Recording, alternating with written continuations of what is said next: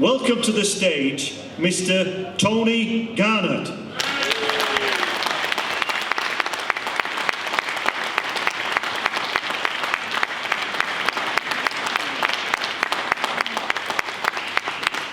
Thank you. We made quite a few films in Yorkshire with Yorkshire people and always had a warm welcome. It's a privilege to be here this afternoon. I'd like, if I may, to rehearse some history. History familiar to everyone here. History showing a remarkable similarity between the miners' battle with the Tory government in 1926 and in 1984. I want to do this as a way to analyse the true role of the BBC and why that is politically important. In 1926, there were 1.2 million coal miners. Their work fueled the economy and helped the balance of payments. During the previous 7 years, pay had gone down from £6 a week to £4 a week. Winston Churchill was Chancellor of the Exchequer, although he knew nothing about finance. His own were, as usual, in disarray. Debt pursued him all his life. The Governor of the Bank of England, Montague Norman, together with many in the city, wanted to put the pound back onto the gold standard. Churchill did so, possibly because it appealed to his love of an imperial past. This raised the value of the pound. Coal exports became too expensive and imports cheap enough to undercut domestic coal. Prices had to come down, so the mine owners cut wages and extended hours. The miners, who were already finding it difficult to feed their families, resisted. Their slogan was, "Not a penny on the pay, off the pay, not a minute on the day." Baldwin's Tory government, of course, sided with the mine owners, but, just like Thatcher, he delayed the confrontation in order to prepare for the fight. The miners were supported by other workers, many other workers who knew that if the miners were defeated, they would be next.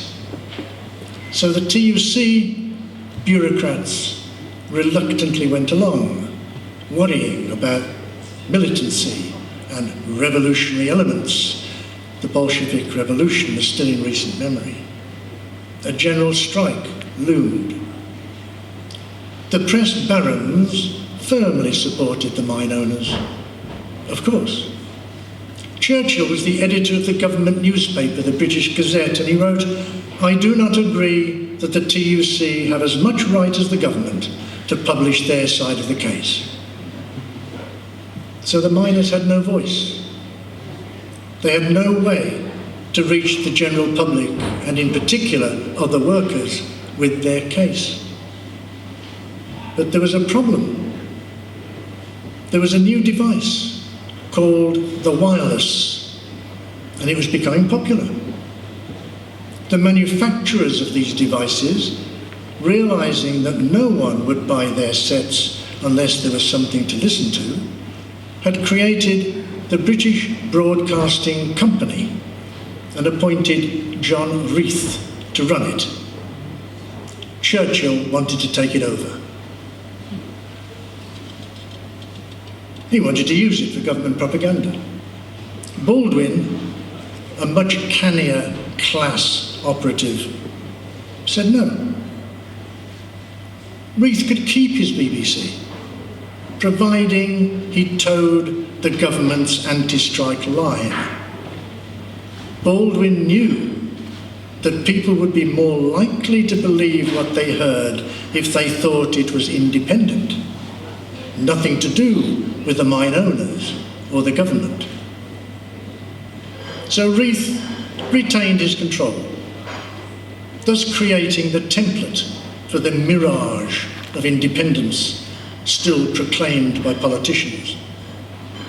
In return, throughout the strike, no voice defending the miners or putting their case was heard. Not a single voice, not a single speech, not a single guest. All the news was about the strike breakers and the lack of morale among the strikers. Every voice supported the government and the mine owners. Reith at the BBC was unperturbed. He reasoned that the elected government was on the side of the people. He was on the side of the people, so the BBC should be on the side of the government. His diaries reveal that he became a great admirer of Mussolini, and his views were neo-fascist. This is the future Director General of the British Broadcasting Corporation. The Labour Party leadership, led by the lover of aristocrats Ramsay MacDonald, washed his hands and walked away. The TUC wrung its hands and walked away. Its leaders betrayed the miners after a few days. They were left to swing in the wind. They were starved back to work on the owners' terms many months later. As you will remember, in 1984-85, the Labour leadership and the TUC walked away, leaving the miners to fight the state in the form of Thatcher's police and biased courts and the BBC, which nearly always filmed from behind the police lines, thus seeing the miners' self-defence as the violence of the mob. You will remember the creative editing of the Orgreave footage. It opened with the image of a miner kicking a policeman. The BBC, scared of Thatcher's venom, was not about to show balance towards the enemy within. It did the BBC little good. The Director General, Alistair Milne, was sacked by the Thatcher-appointed chairman, the right-wing man who gloried in the name of Marmaduke Hussey. Clearly, the BBC had to be taken in hand. Political obedience was not just demanded of the BBC. Thames, the ITV company, lost its franchise and was put out of business. This was punishment. Its documentary, Death on the Rock, about the state assassination of unarmed, suspected IRA men, had displeased Thatcher. It was replaced by Carlton, the poorest quality company in the history of British television. But its owner was a Tory friend, and its public relations man, in his only job ever outside politics, was called David Cameron. In 1965, the BBC banned Peter Wilkins' The War Game, a film about the consequences of nuclear war and our preparations for one.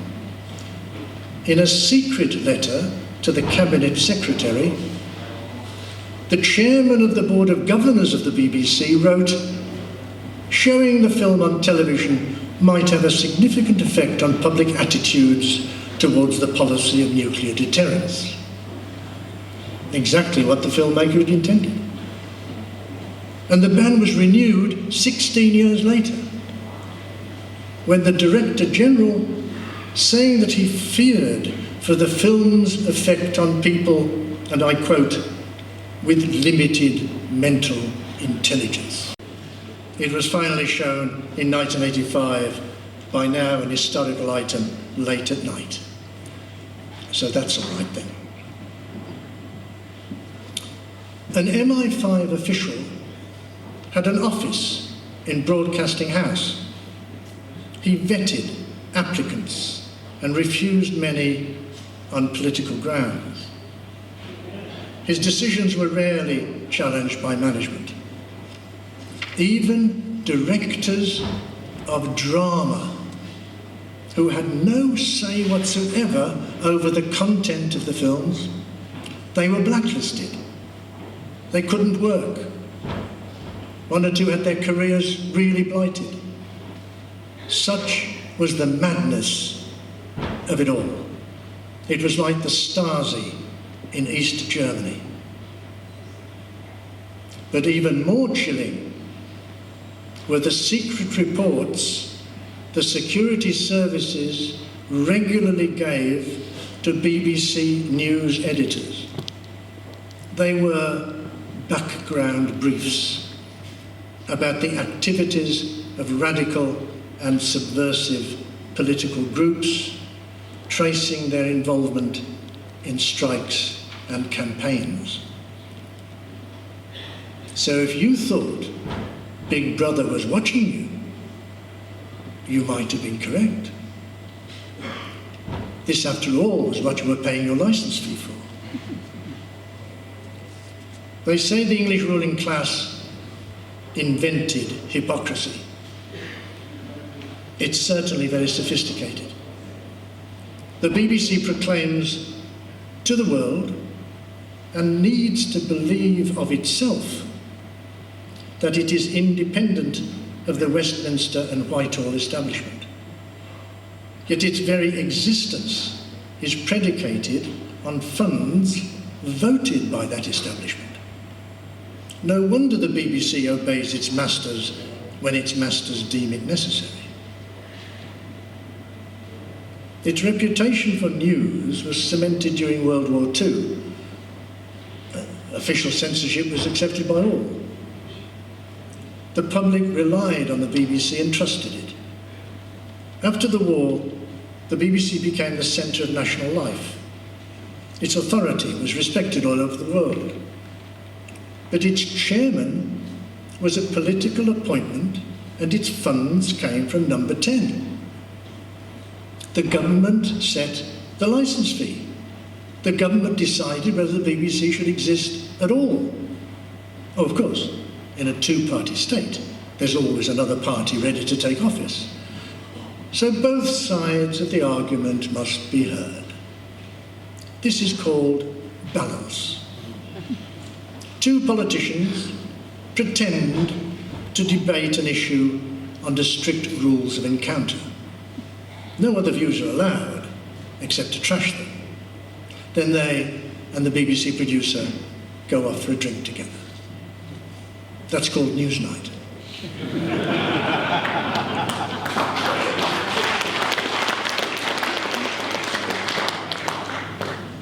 Just a few years ago, you'll remember that both the chairman and the Director General resigned over a brief early morning radio report suggesting the government had lied over Iraq's possession of weapons of mass destruction. A reporter clearly didn't know how to behave. Of course, the BBC might have checked, and if the story stood up, said, oh, well, see you in court. We stand by it. But if you thought that, you were under the illusion that the BBC is independent.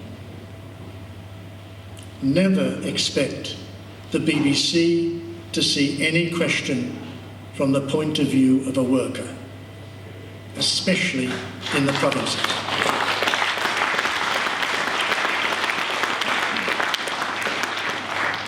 Its perspective is Westminster-based. Its people live nearby. And if they come up here, it is as visiting anthropologists. curious about the quaint customs of the natives. When did you last see people like you represented accurately in your dignity as intelligent, productive, adult citizens? To see the world from your point of view. You are caricatured in the soaps and patronised by so-called reality television, sensationally revealing you all as scroungers.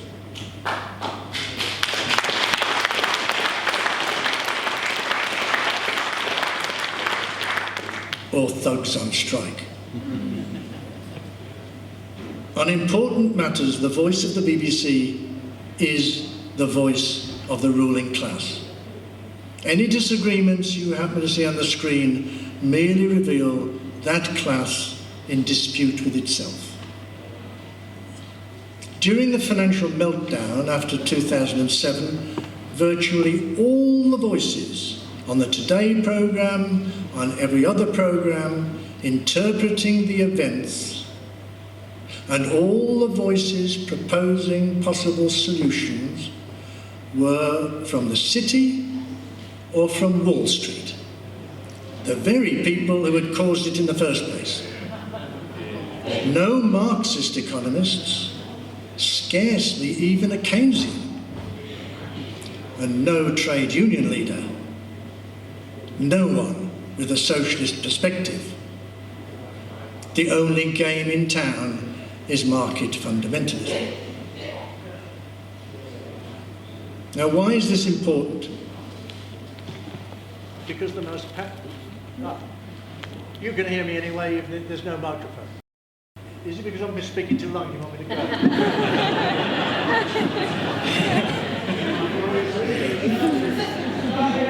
Batteries were not included. Ideas are what matter. Ideology decides which facts are relevant and how we make sense of them through stories. Those stories are called the news. I did not endear myself when, in the 60s, I claimed that the most accomplished fiction on the BBC was the 9 o'clock news. By the way, just to be accurate, that is no longer true. The most accomplished fiction on the BBC now is the 10 o'clock news.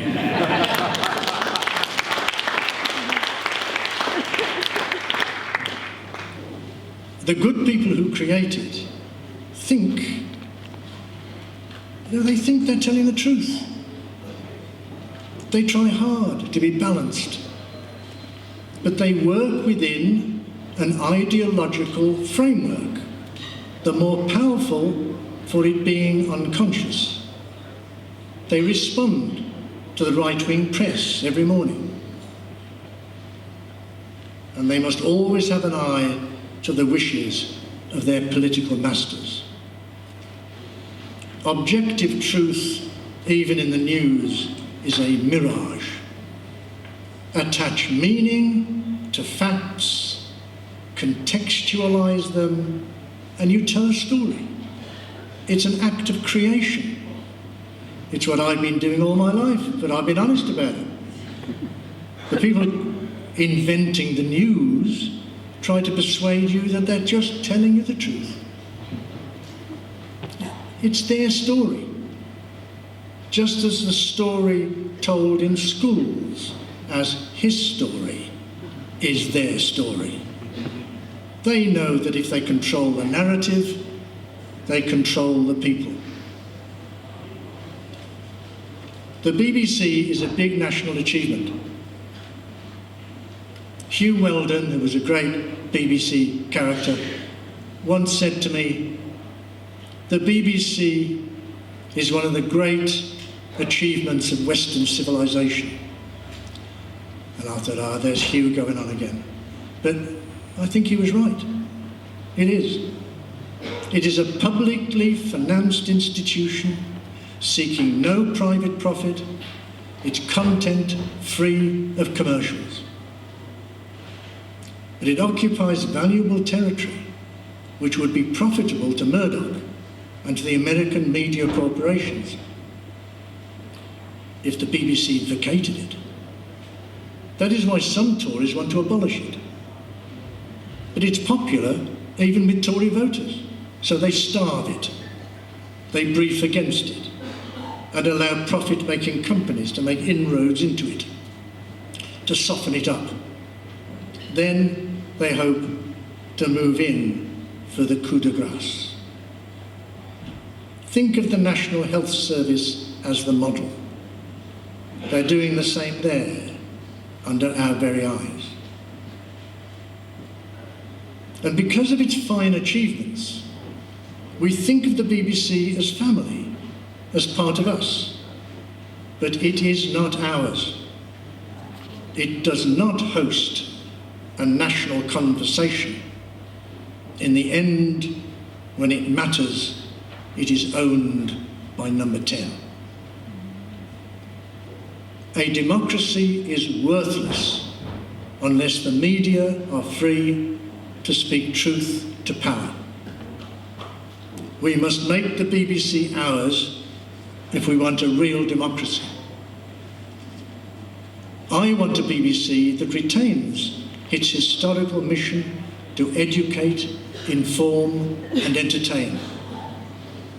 A BBC that's free to speak truth to power, is democratized from within and from without, is separated from the clutches of the Westminster conspiracy against the people.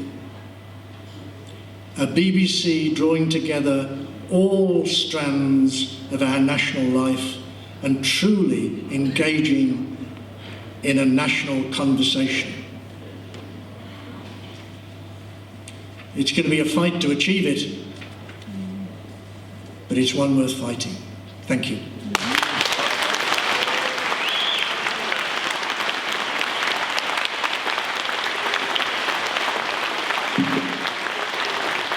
I'm going to bring him back on stage, I think.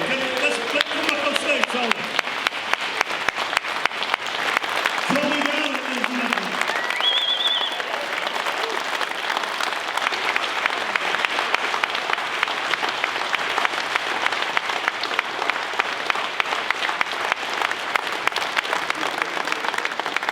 It's embarrassing now. All I can say is, thank you, I know I'm in Yorkshire.